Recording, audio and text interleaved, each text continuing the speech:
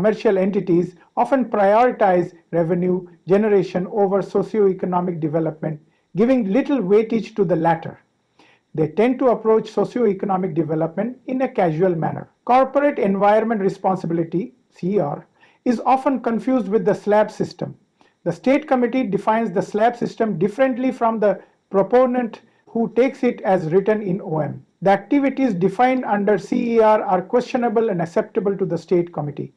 Another aspect raised by the proponent is that when a company is already doing corporate social responsibility, CSR, what is the need for doing it under another head as CER? And what is the significance related to it? Above all, what is the time duration of spending the said budget? Another problem is the lack of a need assessment survey, which the proponent avoids doing and tries to manage according to their willingness. This results in more supply-side management rather than understanding local community demand. Documentation of social needs and missing links as observed in the EIA report is another important point. Chapter 3 is largely based on a baseline survey through both primary and secondary data, and the conclusion drawn in this is related to Chapter 4, where its impact and mitigation are well defined, which later could be planned under CSR activities in Chapter 8.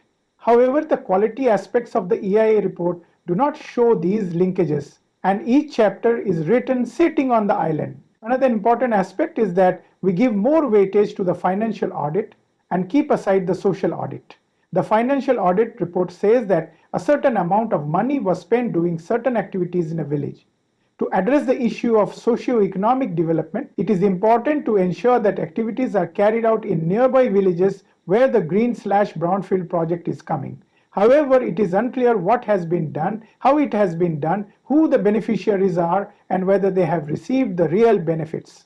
Another problem is the lack of trained professionals who understand the meaning of development, how to assess, how to select samples, how to know the demand, and methodologies to identify the demands. Moreover, there are no interlinkages between the ministries, especially with the Ministry of Corporate Affairs, with others like the Ministry of Environment, Education, Water, etc. This results in the streamlining of the socio-economic demand missing out.